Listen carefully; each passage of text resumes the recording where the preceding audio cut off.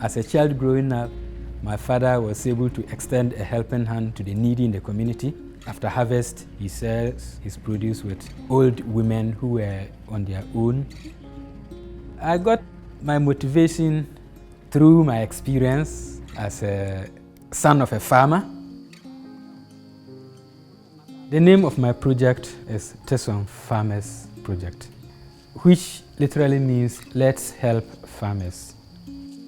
This project is undertaken at the Dafiema Buse Isa district of the Upper West region of Ghana, poorest among all regions in the country.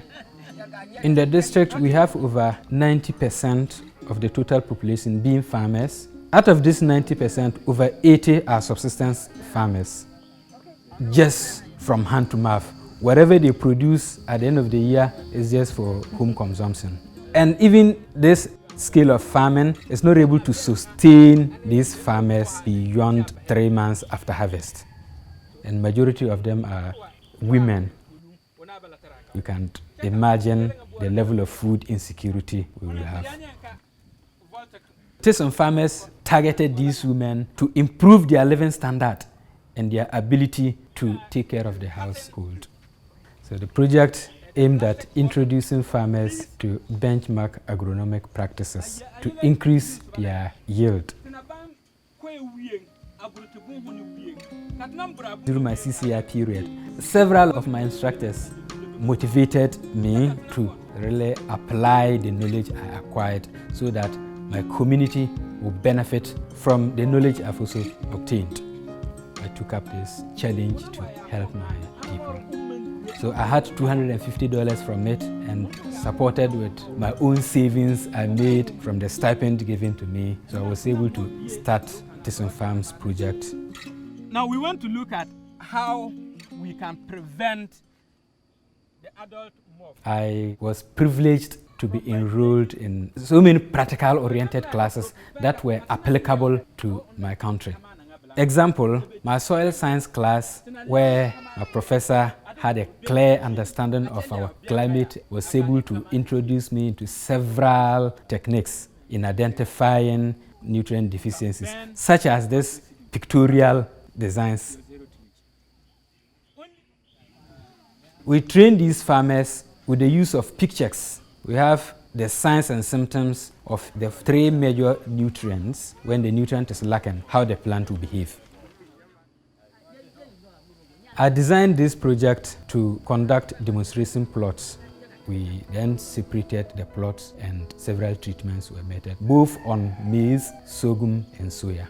Other cultural practices like weeding, when you are not able to weed at the required time, it definitely will have an effect on your yield. We need to introduce these farmers to the technologies bit by bit. So the first one is precision planting and crop rotation, then crop management. Before my project, farmers used to plant haphazardly. The first round, men was doing more farming than the women. But due to this trainings, we see to it that women too can do better. Every woman wants to try and see. With their trials to when they try, they get. My internship was top-notch experience, where I was given the room to apply what I learned in classroom on the field, such as crop water management, where I got that technology by constructing the bonds. Water conservation was also part of last year's project demonstration. We constructed bonds like a ridge across the field and across various plots so as it will be able to contain the water when it rains. So the other techniques are crop management, time of weeding, fertilizer application, pest and disease control. So we do that to create that demonstration effect for the farmers to understand and make their own judgments that when you do this, this is the outcome. Tesom Farmers is hoping that we can replicate these demonstrations to other communities in the near future, so as Upper West region and Ghana can attain food security as a sustainable development goal. Before, these farmers were not able to produce enough for their consumption. But through my project, these women are able to produce enough that they can reserve some for the home consumption and at least something to sell to take care of their health bills, their school fees, clothing, and other needs. But now we are seeing it to be a good thing for us.